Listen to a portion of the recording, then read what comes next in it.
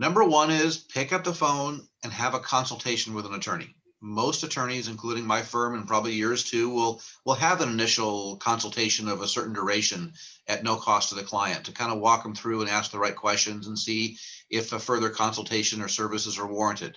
A lot of people have the I can do it myself mentality, and that's good up to a point when you actually figure out you don't know what you don't know. So I tell everybody, if you're preparing your taxes, that's not a time to do it yourself and tell your CPA later what you did. You should be consulting with a CPA in that early decision.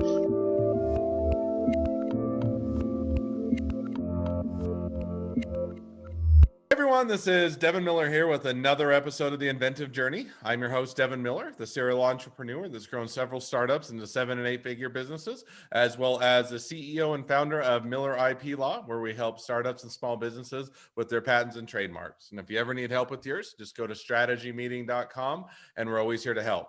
Now, today we have another great guest expert episode. We have another great guest, but also for a great expert episode, which is Scott Williams. And Scott, we're going to talk a little bit about different things related to business, generally about kind of starting a business, what things you should consider on entity formation, partnership agreements, employment issues, especially in California, employee versus employer, contractors, whether they should be employees or hourly or salary, or how that would be set up, and maybe a bit also on the estate planning and succession planning. So a lot of fun and interesting episodes, interesting topics. And so, and I'm already getting tongue tied before we even get going. But with that much as an introduction, welcome on the podcast, Scott. Devin, thanks to be here. Absolutely. So I gave kind of a quick introduction about what we're going to be talking about, but before we dive into that, maybe just introduce yourself to the audience a bit, take a minute or two and let them know why you're an expert in this area. Sure. We are the Small Business Law Firm. It's the name of our firm, and we focus on everything from a startup with nothing more than a concept and 0 employees up to about a 25-employee company. The big thing is most small businesses are looking for guidance. They're looking for help, someone to hold their hand. They don't know where to turn. They often go to a big law firm and they get one lawyer for contracts, somebody else for employment law, and the lawyers start billing each other having these conversations, and all of a sudden you know that they're in the wrong place. So we try to be nimble and focused on really the entrepreneur, the small business, and helping them grow, much like you do in the IP side. No, definitely makes sense. And not just is the audience, how long has the firm been established? How long you've been kind of practicing in this area? Sure. We're in our 21st year in business, growing every day. 2 lawyers hiring a third, and most of our clientele is in California, although we do some transactional work across state lines. Awesome. Definitely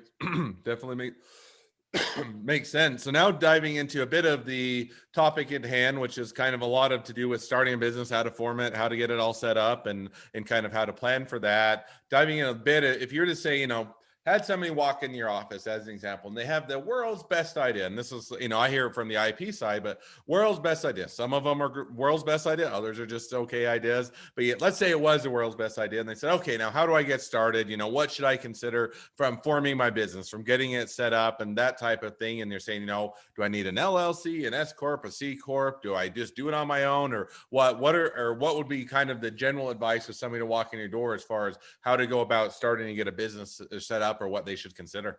Sure. The number one thing I look for in a new business setup is liability. Operating a business as a sole proprietorship or 2 or more people as a general partnership are the default entity choices. And people don't often realize that when 2 or more people go into business together, unless there is a clear written agreement to the contrary, they have just formed a general partnership. And a general partnership, by very definition, means that all general partners, no matter how active they may choose to be, are vicariously liable for every liability of that partnership. And so I tell people, do you really want to be exposing your personal assets to your partner driving down to Office Depot and picking up a box of pens and takes out a school bus? And the other partner says, well, I wasn't driving the car. And the law says, we don't care. It was in furtherance of a partnership, a for-profit enterprise. So there are only 3 real choices for most small businesses today to form a business entity for liability protection. LLCs, corporations, which are divided into either C corporations or S corporations, and I'll address all 3. An LLC certainly the simplest form of liability protection. It can be formed with as little as one member or as many members as you want. Advantages of the LLC, they're fairly simplistic to operate. You don't have to have separate meetings of directors or shareholders. The members themselves can run it with one layer of management. And typically they'll elect to tax the LLC if it's a single member, which means also a husband and wife in a community property state. It'll be a disregarded entity, which means you put it right in your Schedule C of your tax return and no separate federal return is required. The drawback of that is an LLC single member filing a Schedule C. It has the highest audit rate known to mankind. So for a very small business, not a big deal. When you start making money, you don't want to have your income on a Schedule C. A multi-member LLC is going to be taxed as a partnership. It'll file a 1065 federal partnership return. And that's also fine when the business isn't making a ton of money, but when it starts becoming very profitable, at this point, you start looking at the advantages of an S corporation. And an S corporation, very simply, is it's still a pass-through entity, meaning the S corporation itself doesn't pay federal income tax. All of the income flows through to the individual shareholders on a K-1 as reported on their personal tax returns. But you can do a lot more with an S corporation in that you only have to take a reasonable minimum salary for your services, and then everything else goes out on a K-1 as a distribution. On those distributions, you do have to pay state and federal income taxes, but you don't have to pay FICA and Medicare and unemployment insurance and disability insurance and all of these other junk taxes that can add up to like 13, 15%. So for a lot of small businesses, the S corporation is the preferred choice of entity if they qualify to do so.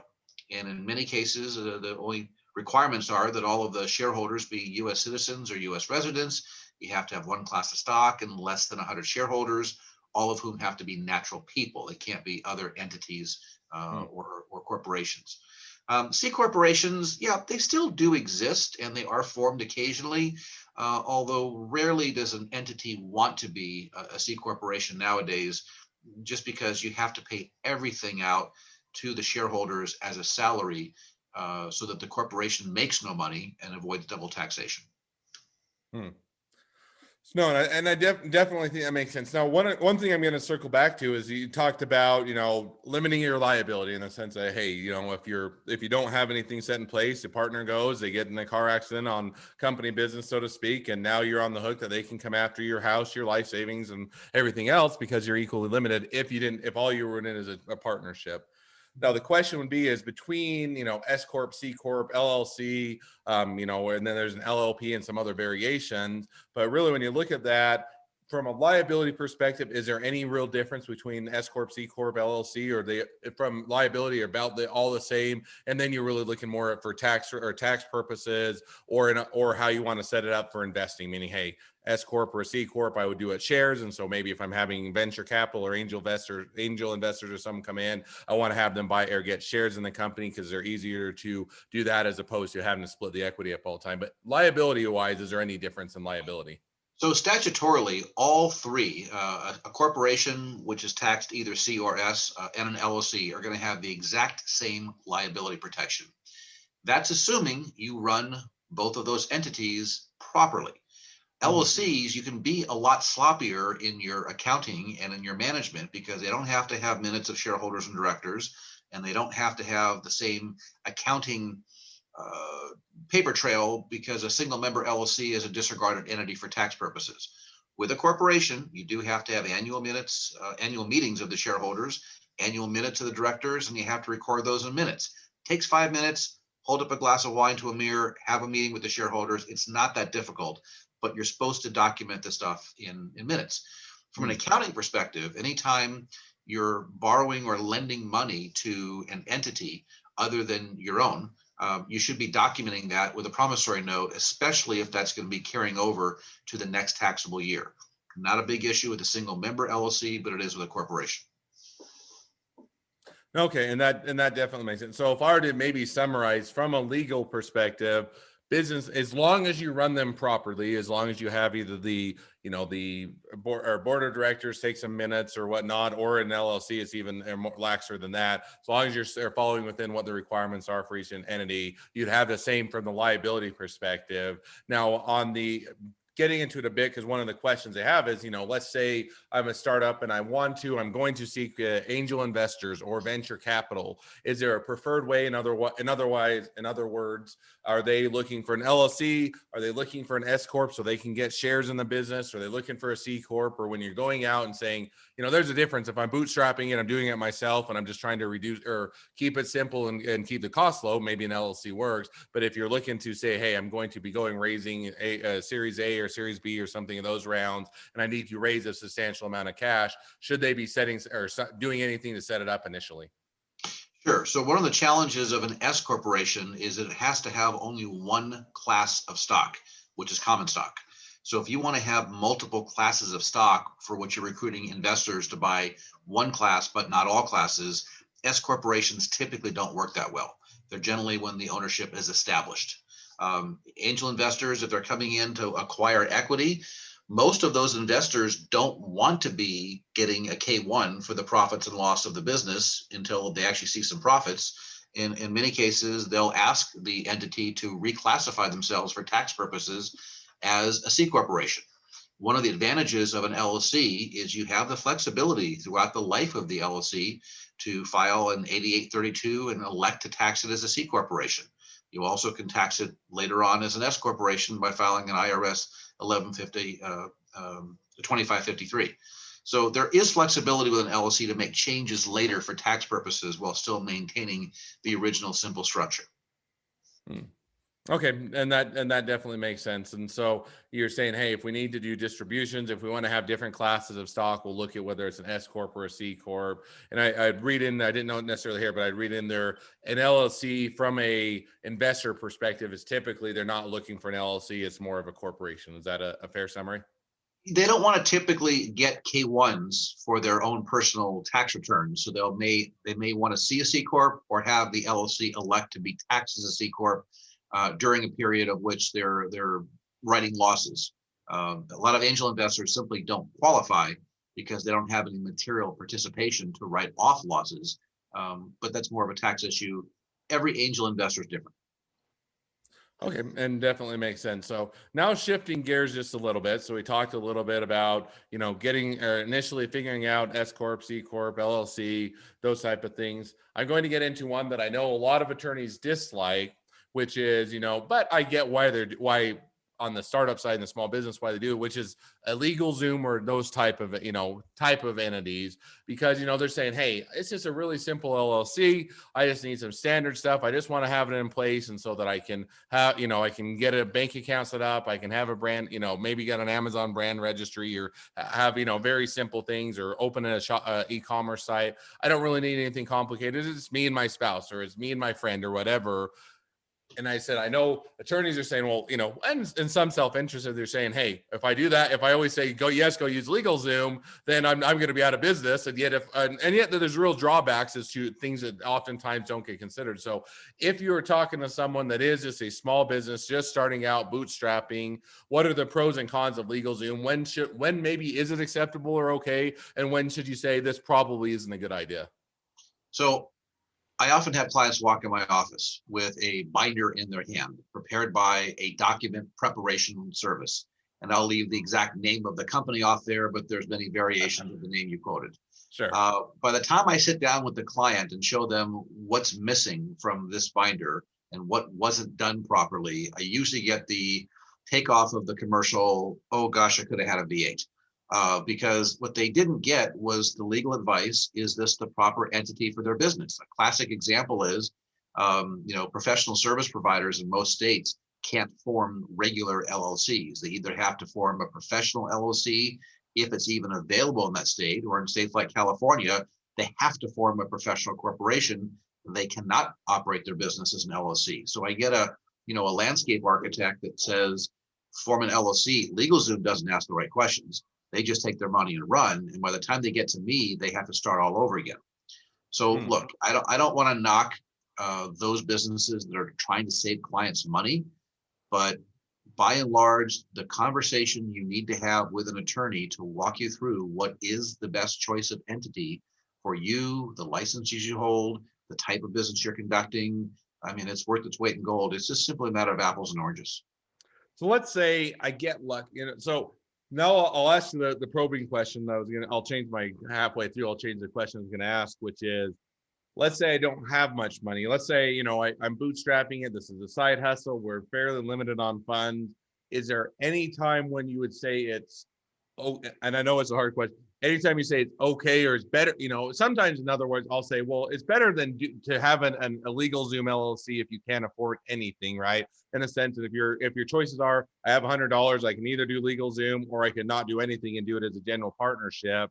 Is that an acceptable, is there any way that they should say, I just can't afford attorney services? I certainly get that attorneys are worth what they charge, but I can't afford it. Should they consider doing those type of things or give it a little bit of balance there? So my first reaction is, if you can't afford a simple fee for incorporation of a corporation or organization of an LLC with a firm like ours, whose fees are really not much higher than a legal Zoom, Mm-hmm. you really shouldn't be in business. I mean, if you're so strapped on cash that you just don't have the ability to write the smallest check, how are you going to make expenses in your business? It's just a very difficult proposition. So, yeah, I'd rather see somebody go to an online service than try and do it themselves and mess it up. But Mm-hmm. you have to have a certain amount of cash behind you to operate your business. Unless you're simply a consultant with zero expenses and all you're selling is the brain cells in your mind, well, okay, fine. But if you have anything else at risk, it's dangerous. But no, and I'm, like I said, I'm playing a bit of devil's advocate, so I'm just pushing back. Because the reason I ask is, starting as you're doing a startup, let's say you have you have $5,000 set aside, and I'm just going to make up the number. But then you have, okay, we got to come up with a prototype. We need to get an e-commerce platform because that's what we're going to sell online. We're going to be able to, we need to find someone that can actually build the website. We need to hire, at least a part-time employee that can help out. They've got all these things competing in their interests, and so and I would say, and I'm absolutely the same way. And I always look at everything. Well, you need to have intellectual property because you'll kick yourself down the road if you don't have a patent and somebody rips it off or a trademark. And they're always, there's always more things to spend money on than money to spend as a startup. And so, Sure. how do they balance? The kind of the follow-up question to what you said is, if I'm just getting started and I only have a few $1,000s that I've saved up for over a period of time, and that's all I have, and basically once I spend through that, if I don't start making income, then the business goes out.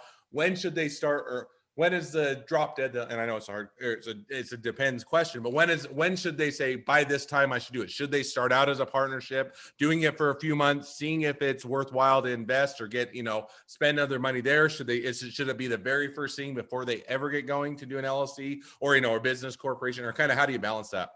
So the number one concern I have is you mentioned the word website. Mm-hmm. Merely having a website that turns out is not ADA compatible could expose you to tens of thousands of dollars in litigation fees just by having a website. There are plaintiffs' lawyers out there, professional plaintiffs, that go on websites, check them out to see if they're compatible for the visually impaired, and they just start filing lawsuits. And the first reaction the business owner has is, what did I do wrong? Well, you didn't do anything intentionally wrong, but if you have a website and it's not ADA compatible, you can be sued for it.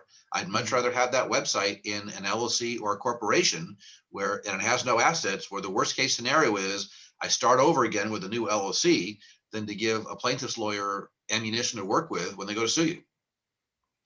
No, and I definitely make sense. And I said I always counsel now that I'm not playing devil's advocate. On the flip side is that it's always easier, to your point, LLCs you can get for fairly inexpensive. It provides a much higher level of protection. It's always worthwhile. So I like to push and play devil's advocate just to help people understand why that is, that you should be considering things earlier on. Now, shifting gears just a bit, one of the other questions as people start getting into a business formation is, should I hire people as independent contractors, as employees? Should it be hourly? Should it be salaried? Should it be, a bonus structure, or something of that nature? Or so how do you start to figure that out for your business as you form your business, how you should be setting up with employees or contractors, or, commission based or bonus structure or salary or whatnot? Any considerations on any of those? Sure. So there are federal laws governing whether a person should be classified as an employee or a contractor, and then there are state-specific laws. The more restrictive of the two, the one that pushes you into employment, is the one that applies. The federal standard is not a cakewalk, but it's not very difficult to meet. Basically, if you don't exercise independent control over how the work is done, if you simply pay people to accomplish a project and you don't micromanage their time schedule, you can pretty much make people a contractor under most federal IRS guidelines. The problem is more and more states today are looking at the federal guidelines as being way too weak, and they're all passing their own laws that tighten up the requirements to be a contractor. So by default, if you can't meet the test of a contractor, that worker needs to be an employee. And I can think of no other state that has a pendulum that swung to the far direction than California. In California, last year we passed AB5, and AB5 basically says you now need to meet a very stringent ABC test in order to be a contractor. You have to be free of degree of control. That's easy. It's the old test. The new one, the B prong, is you have to provide services that are different than the employer provides. And then C, you have to be in an area that's customarily staffed by contractors. So for example, if you are a small business and you're in the you're selling dresses in a dress shop, any salesperson on the floor has to be an employee. They can't be a contractor. Outside salespeople have to be contractors, have to be employees. If you hired a web designer to build a website for a couple of days and then they went away, you could argue, hey, I'm not in the web design business, therefore that person can still be a contractor. You probably get away with that. But more and more states today are passing laws like that, and it's becoming more difficult to hire somebody and properly maintain them as a contractor. The problem you have is at some point that relationship sours, and the employee marches off to the unemployment department and says, I'm filing an unemployment insurance claim. The first thing unemployment insurance says is, I'm sorry, we don't have any reportable wages for you, therefore you don't qualify for unemployment insurance. And that's when the worker says, oh, I was misclassified as a contractor. And the EDD or the state agency that manages unemployment insurance then says, oh, we've got a special window for you. Step over here. We'll get you taken care of out of our slush fund. And by the way, we'll start an investigation against the business. That audit is very expensive. It can result in you paying up to 3 years of back taxes and in many cases, workers' compensation insurance for the people that weren't properly covered. So it's always a challenge making people a contractor. It's very state specific. Before you classify anybody as a contractor that isn't already an established business, corporation, or LLC, check with local employment council or business council in your state. Now, let me ask, because you hit on that at the very end. So would it be worthwhile if I were to looking to hire an independent contractor, whether it's one individual or multiple ones, that I should simply require them to be, in an ideal world, require them to be an independent contractor for us? They have to first form their own LLC, and then I engage with that LLC as a vendor, an independent contractor, and that type of arrangement. Does that aid in it, or it doesn't really help much? So that does help if you're paying a corporation or LLC, meaning you're paying a legal entity. Those entities cannot go on payroll because only individuals can be on payroll. But that only works if they have yet to provide services for your business. If they're already employees on payroll and you tell all your workers, I can't afford these workers' comp insurance premiums, everybody has to go get your own LLC. The Labor Commission in your local state will see that as a subterfuge and they'll say, sorry, these people are still employees. So in other words, if you're going to, now here's the question, and I know it's always hard because especially when it's situation specific, but let's say, so one thing, it sounds like if you're going to do that, you would have to do it before you engage your services, saying, hey, before I engage your services, I only engage with or LLCs or other independent vendors that have a business formation. If you'd like to do it, we'd love to hire you, but go for your LLC. It's not very expensive. Go do it, type of a thing.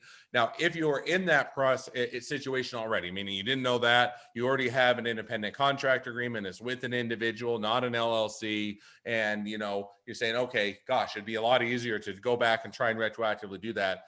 theoretically, and I know it's hard in theory, could you fire them or let them go, not do work with them for a period of time, and then re-engage the LLC if they formed one, or is that going to not obviate any of the issues? I don't see any benefit there. The real test is the individual incorporating their business or forming an LLC for their business because they want to or because they're being told they have to. That's the test that a labor commissioner is going to use. How Mm. long ago they quit or whether there was a gap in work, that's not the big issue. If I'm forming an LLC because I'm a consultant and I'm doing it because I'm marketing myself as a consultant to multiple businesses, that's generally good enough for most labor commissioners. But if the business is telling their workers, go out and get an LLC, otherwise I can't hire you or I can't keep you, it's never a good thing. Okay, no, definitely makes sense. So, well, now shifting gears a bit, and I kind of brought it up, but touching on it, is there any considerations when you're doing hourly versus salaried, as far as how you should pay people? What considerations you might think of? Everything from, hey, I'll just pay them. No matter if they work X amount of hours, I'll pay them X amount of dollars, versus I should put them on a salary. Thoughts on that issue? Sure. So employment law is highly state specific. You have federal law that has some pretty basic guidelines issued by the Department of Labor. And there is a federal minimum salary that an exempt worker has to have to be qualified as exempt. If they don't make at least that much money, they have to be an hourly employee, which means they're subject to at least the federal overtime guidelines of 40 hours a week. Many states have minimum salaries that are significantly higher than the federal government. California, even for a small business today, the minimum salary is $54,000 a year. And every time the minimum wage goes up, that minimum salary goes up with it. So in addition to meeting the minimum salary, they typically have to meet a test that allows them to be an exempt worker as opposed to a non-exempt worker. There's three basic categories to summarize and simplify it. They have to either be managerial, which means that they're spending at least half their time supervising 2 or more employees. Somebody who has a title of office manager, but also answers phones and files papers, isn't going to qualify. Second is a professional exemption, doctors, but not nurses, lawyers, but not paralegals, dentists, but not hygienists, architects, but not draftsperson. They can qualify.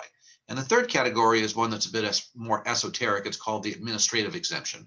This is a worker who exercises a high degree of administrative independent decision making, not somebody who performs routine tasks. For example, an executive secretary to a CEO of a big company could probably qualify for the administrative exemption, whereas a receptionist answering phones could not. No, it definitely makes sense. So now we do that. So let's say, hypothetically, I get my business formed and I decide, okay, it's going to be an LLC, an S Corp, C Corp, whatever. And then I say, okay, independent contractors are too tricky. And especially in my state, I'll just go in employees and I'm going to just go salary because then I don't have to worry about minimum wage or all those other things. And I get all that set up. And then I say, okay, all good to go. Finally got everything set up. And then I say, okay, now I'm going to, and I don't know that it's ever or completely finished, and you should probably be checking things in as a business grows and pivots and adjusts, but get all of that set up. And now I'm looking to say, okay, now I should probably think about, and probably should have thought about earlier, estate planning and succession planning or anything of that nature. How should you start tackling that especially as a business owner, co-owner or founder, owner in the business? How should you start to grapple with that or set that up? Sure. So the number one thing that most business partners fail to do is establish a written partnership agreement at the beginning of the relationship. And I say the word business partner. If you're bringing on a business partner, partner being a generic word, could also apply to a shareholder of a corporation or a member of an LLC, and that person isn't already your spouse, you need to have a marriage agreement and a divorce agreement all rolled into one. Because what happens if there is a falling out and you two can't get along? What happens if one of you passes away? Do you want your partner's heirs to become your new business partner? And these are questions that have to get asked that no document preparation company could ever draft, because this requires extensive questions and answers between the attorney and the client to find out what type of relationship and what type of provisions should be in that agreement. Are you getting life insurance to buy out your partner's interest, or is the value of the business starting out so small it's not important? There's lots of questions that need to be asked, such as how much money is each partner going to take out of the business? And it doesn't matter that your living expenses are high. The general rule is that partners are going to have equal compensation and equal percentage of the profits unless they agree otherwise. And the last thing you want to do is start taking more money out than you should and creating a bad partnership. No, it definitely makes sense. And I think that to give that some consideration, and I would say, considering that early on when you're setting up the partnership agreement, as an example, are you, if you die, does your spouse going to be able to take over and have yours? Or, that may be a good thing or bad thing. Maybe you want this spouse, and, but on the other hand, if your partner dies and your spouse takes over, or they don't have, or the partner and the spouse die, and now it's their kids or their other family members, how does that work? Do you have the ability to buy out their shares? Or did you just get a new partner that you have no idea who they are or what they can contribute? And oftentimes, if you don't think about that, even in the partnership agreement, and then even more so now when you pass on, can you actually give it to your family? Can you sell it off? Can you do other things? And if you don't start to plan those in earlier on in conception, you'll get or months or years or put in a whole lot of time and effort and then find yourself boxed in as to what you're able to do.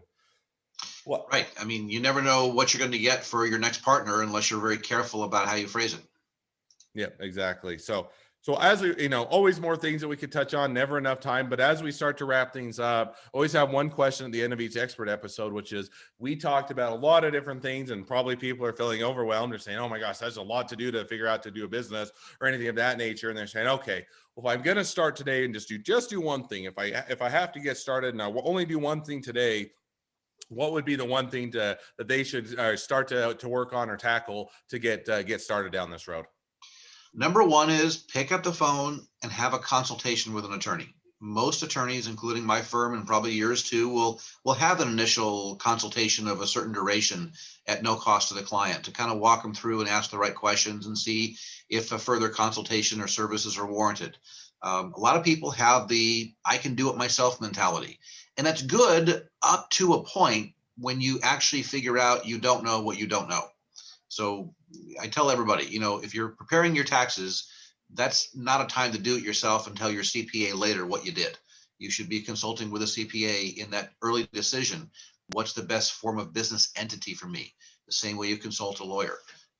We're all saving for our retirement. Are you going to pick your own stocks? Are you that smart? Maybe you are, but you may have picked Bitcoin at the right time or the wrong time, and who knows? No, and I think that that's a good point in the sense that, picking up the phone, getting that strategy, at least knowing, hey, if I get started, here's the things I should consider. Here's when I should consider them. Here's the costs I'm going to be looking at. And so you can start to build that into a strategy. And I tell a lot of our clients, hey, it may not be that you're getting going today, but it's better to at least talk with an attorney, understand what your options are, what you should be doing, such that that's part of your strategy. So when you do get to that point, you already know that that's going to be something you need to get taken care of. Well, as we wrap up, if people want to reach out to, they want to be a client, they want to be a customer, they want to be an employee, they want to be, your next best friend, any or all of the above, what's the best way to reach out to you or find out more? So go to our website, www.smallbusinesslaw, all one word, .org. Learn more about our firm. Again, we're primarily a California firm for small businesses. But we also do LLC and corporation formations in all 50 states.